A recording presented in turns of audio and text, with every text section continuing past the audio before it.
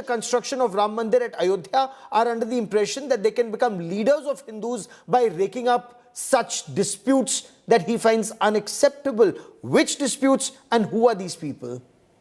Well, Gaurav, in fact, Mr. Bhagwat was speaking at a function which was aptly titled as Vishwaguru Bharat, which means India is rising and is on the path to become a developed economy and is going to take its rightful place, which it has already started.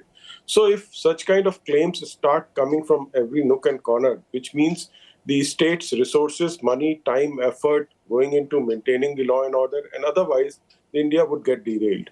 And therefore, the issue is that we must be focusing on our development and the task ahead, which is India has to deliver. And therefore, this is to every person who's trying to, rake up issues here and there. And therefore, there may be people behind such persons who want India to be derailed. We have seen that happening in our border countries and neighboring countries where issues were raised, and India did take a very clear stand on it, and even the Sangh also took a very clear stand on it. Sujata Pandey, is the RSS chief implying that after the construction of the Divya Bhavya Navya Ram temple at Ayodhya, forget about other existing disputes and don't rake up new ones? Actually, Gaurav, let's look at the context, because the context is very important here. He was talking about the Hindu Seva philosophy. And in this particular context, he spoke about the Indian polity also. And then he was talking about how a leader should be, because, we know that there are a lot of turncoats who are using the religion as a basis of just achieving their individual political gains, which is definitely not what the Hindu philosophy believes in. So that's number one. Secondly, he did not mention about any of the old cases which are running. He spoke specifically about the new disputes. So that matter is settled. I think that it goes according to what the Supreme Court has also said it, that no new service will be done until these old matters are resolved. So that's being done. Third very important thing is, I think the Sangh is 100 years old. It's an organization which knows that how to, in order to become the Vishwaguru, in order to become the economy that we want to become, in order to become a nation which can be an example to the world, it is very important to look at what is happening geopolitically also, what is happening in Bangladesh. It's very important that we get our acts together here as well, because anything wrong here, a wrong narrative will be said. The opposition is just looking for that particular opportunity, and that can be used against our case for the Bangladesh Hindus. Let me bring in SP Ved. No, let's keep this conversation. I want to come on specifics. Mr. Ved, does that mean Hindus should not reclaim other temples that were demolished by invaders or bigots who may have ruled India for centuries? To be a Vishwaguru, give up claims on temples? Is that what the implication is? Gaurav, absolutely not. I beg to differ on this particular issue. As far as important places which have a special place in the hearts of Indians, particularly Hindus and all Sanatan Dharam religions, which constitute more than 80% of this country's population. Particularly, Mathura, Mathura is as important as Ram Janambhoomi, where Lord Krishna was born, and Kashi. Now, some of these places have a special sentiment attached to it, and Hindus all across the country have lot of historical reasons and a lot of Sanskriti attached to these places, and there cannot be any compromise on these issues. Fair enough. I understand we all have a respect for Sir Sanchalak. We all over the country, whatever he says, everyone, including me also, we all listen very carefully. But his concerns are very understandable, like a leader, what he is saying. But let me mention here, I was watching how situations are being exploited in the neighborhood of India. I was watching a video of how big screens have been put in Bangladesh, and they were showing the construction of Ram temple, how Babri Masjid was demolished, Okay. and it was just negative. All So you're saying a all narrative those is big being built. spread. Okay, Deshratan Nigam, there are voices that say No, Hindus were in deep Gaurav, slumber for centuries. Hindus were in deep just slumber 10 for seconds. centuries, cut off from roots. A lot of sacrifices were made to raise awareness, not just about Ayodhya, but about, as Mr. Ved pointed out, about the Sri Krishna Janmabhoomi at Mathura and Baba Vishwanath temple at Kashi. So is Mohan Bhagwat also implying to be a Vishwaguru? Hindus should not reclaim Mathura and Kashi, or is he saying nothing after Mathura and Kashi? See, the fact is, what RSS does not give direction. It's an advice. That and advice is something which some people may follow, others may not follow. That is what the entire situation today is. Now we have a constitutional system in the country where there are courts which will deliver their judgments, and nobody can take any individual's right to approach the court. Yes. And another factor which is very important, that our civilization and culture and society is based on truths. Truth must be established. And that is why I agree with Mr. Ved, is that the roots that we have, the truth reveals, it has its ways of revealing itself. And once it reveals, the other side also must accept the truth. Once the denial of the truth takes place, then the friction starts. When the truth is based on evidence, literary customs, and so many things, once that is established, then people from both the sides, if one party is taking one step, others should also take at least that much of a step. So that's a hope. That's a hope that the other party should also take a step. Because Sujata Pandey, initially, it was all about Ayodhya, Mathura and Kashi. Three places of civilizational importance for Hindus, as Mr. Ved also pointed out. Mathura, for example, as you well know, is the birthplace of Yogeshwar Sri Krishna. So for the sake of being a Vishwaguru or setting an example of harmony, clearly Hindus cannot be told to give up places of civilizational importance like Mathura and Kashi, or maybe even more. No, that is why, Gaurav, I said that when Mohan Bhagwat spoke, he did not specifically speak about the cases which are already there in the court. That is about the Kashi Vishwanath, that is about the Mathura, also about the Dwarka, and also about Sambhal. So he spoke about the newer things, that the small petty things which people are using just to gain their own political ambitions done.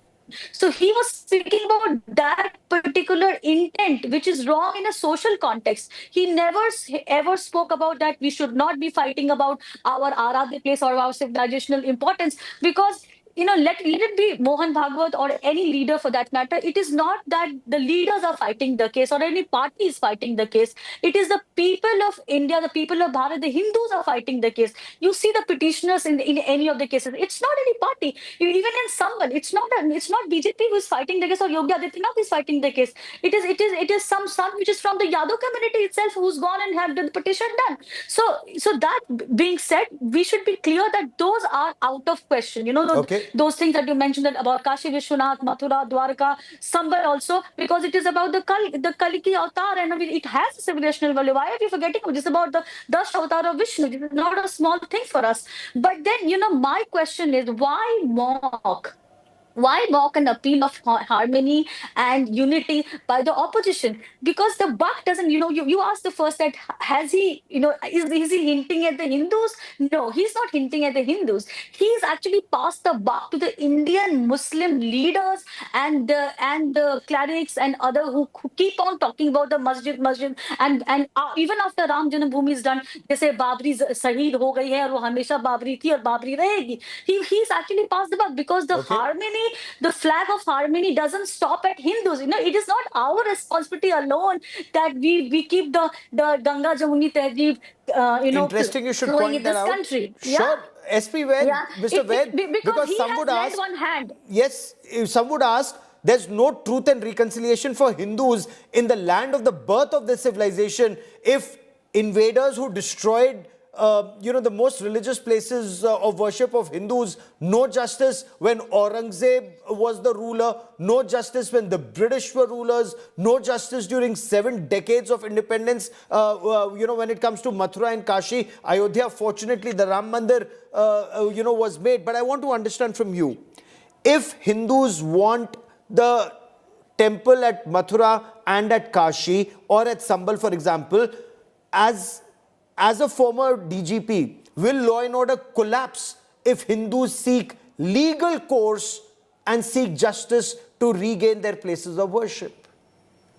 Gaurav, as far as proper legal procedure is followed, as is being followed in case of Kashi and Mathura, and also we had same procedure followed. The case went up to the highest court, to the Honorable Supreme Court, even in case of Ram Temple, and we fought for how many years? The battle went for 500 years. The Hindus were waiting, and even legal battle went for, I think, ever since we gained independence. And how many years? Similar thing. If that procedure is followed, proper court procedure is followed, I think the other side should also have no problem. Let them put across their viewpoint. Let the evidence be there. But I think Hindus have right as far as civilizational reclaim is concerned. Fair enough. We have been denied this during British period and even before that. And these are places of huge importance to the Sanatan Dharma. And I think... So, Deshrattan Nigam, absolutely. Is that also your appreciation then? Mohan Bhagwat is also telling other Indians, irrespective of their religion, that it takes two to tango. Sambal, for example, is the temple of the 10th avatar of Lord Vishnu, the Kalki avatar. If there is evidence that Babur destroyed the temple and made a mosque, what is Mohan Bhagwat hinting here or advising? Is he advising Hindus to give up claim, or is he telling Muslims that these are places of civilizational importance for Hindus, so a mosque can be made elsewhere in communal harmony? In communal harmony, let's amicably resolve this. Well, Gaurav, in fact, if one talks about harmony, harmony is not a one man's phenomena. It is got to have multiple hands holding each other. And that is how harmony is established in the society. If one does not want to obey the court order, then there is a problem, because those are the constitutional remedies that we are available. And everybody has to follow the rule of law and the law of the land. That is the minimum denominator, common denominator that we have in our society, in a democracy that we have. And therefore, anybody who says he will not follow the court order or the judicial pronouncements or the judicial orders, and there will be a law and order problem, then he does not believe in the constitution of this country. And Mohan Bhagwat ji is very clear about this concept about harmony, that everybody has to take a step forward. And then the important questions arise. What is a mosque under Islam? There are clear tenets written out there. Then Places of Worship Act is still under challenge. Places of Worship Act itself provides an exception under Section 4 that ancient monument sites and remains are accepted under that particular act. And that has to be about 100 years old from 1958. And all of them are 300, 400, 500, 1,000 years old. So these are the questions that people have to, intellectuals of all the communities, panth or religion, have to apply their mind and follow the law of land, and then only harmony will prevail. And that is what I think was the message from Bhagwat. So when Mohan Bhagwat, Sujata Pandey, when the RSS Sarsang Chalak says every day a new matter is being raked up, how can this be allowed? This cannot continue. India needs to show we can live together. Isn't he preaching to the converted? Hindus have lived with their places of worship not being available to them for a very long time. Now, shouldn't the same harmony and understanding come from those who've denied Hindus access to the places of civilizational importance? Yes, actually, it's time. Actually, the government also clears its stand, Gaurav, because no matter what Mohan Bhagwat ji says or what we here discuss, I mean, it's important to know that what government stand on Places of Worship Act is also there. Because I think it's not, God's word. It was an act which was done for appeasement. It was an act which was done along with the personal law, along with the work of board. All of that happened for a reason during Narasimha Rao's government. So it was not something to establish the harmony. It was in fact done in such a hurry that even the explanations were not even given in the parliament. Okay. Even the play, it's called puja sthal. It's not called prayer. So there is lot of confusion amongst that how the law is being defined also. Fair And enough. So to my mind or to any lawyer's mind, it is actually something which is an injustice being done, because if we say, Gaurav, that reservation is a thing that we should continue to undo the injustices of the past, how are we saying that we should just forget what's been done in the past and we had no one to send? We said, okay, but just Mr. stop it Ved, after, Mr. Ved, there clearly has don't to be a claim hard anything. stop. There clearly has to be a hard stop at some point. Isn't Mohan Bhagwat right when he says you cannot look for a temple under every mosque in the country? So where does one stop? Ayodhya, Mathura, Kashi, or Ayodhya, Mathura, Kashi, Sambhal, Bhodshala, or does it actually then even go beyond, sir? Gaurav, I agree with Mohan Bhagwat ji when he says you can't look for temple everywhere. That is absolutely fine. We must understand India is under, threat from many international forces, and they are waiting to for you to give an opportunity. What happened in Bangladesh was an experiment to be repeated in India. We all understand that. How deep state of America and other people like Soros, they're all just waiting that you give an opportunity. But Okay. places of importance, as you said, Mathura, Kashi, Sambhal. These are places of civilizational importance for Hindus, and I think the other side must also understand the way Congress government brought Places of Worship Act in the 90s was, I think, a great grave injustice done to Okay. Hindus. And So that's a very there important point. That's a very important there point you're needs to making be there, sir. clarification. I think this act has been challenged in Supreme Court, and Section 4, as Mr. Nigam was saying, it makes it very clear that the places which are of our Protected by the Archaeological Survey of protected, India. yes. Absolutely. You've made a very, they are very very valid clear. point, but a debate has been sparked of the harmony that RSS chief talks about should also come from every side to make India the Vishwa Guru that we seek to be. Sujata Pandey, Deshratan Nigam, and Mr. Ved for joining me here on India Today. Many thanks.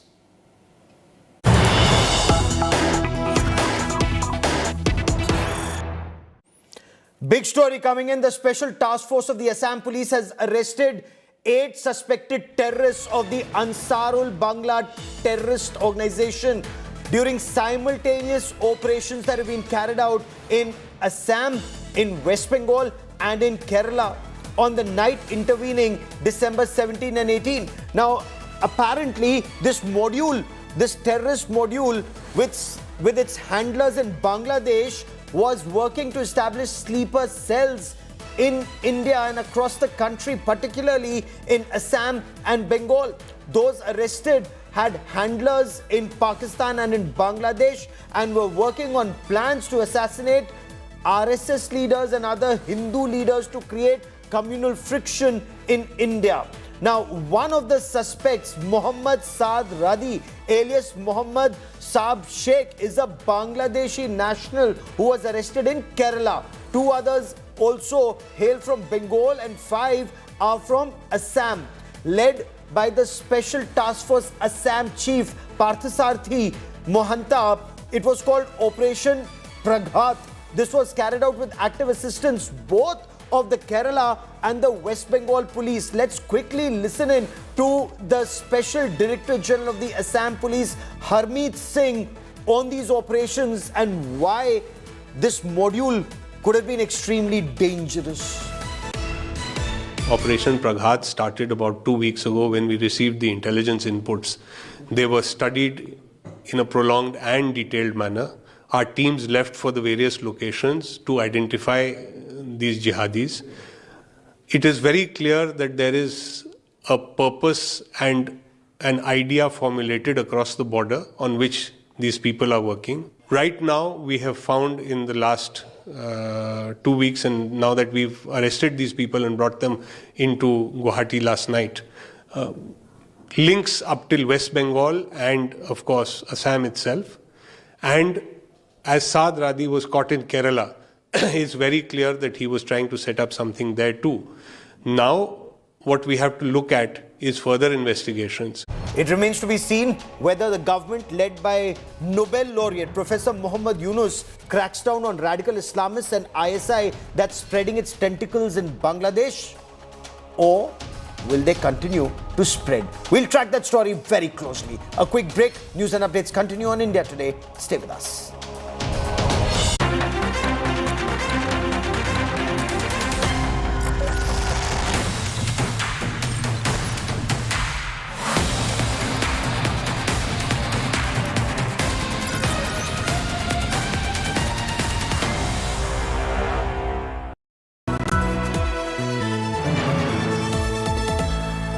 Motorola Razr 50 Ultra comes with Google Gemini.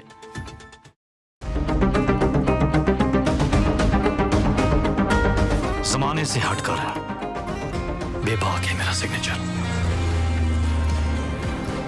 Signature Finest Cardamom Seeds, a premium product from Dilbar Group.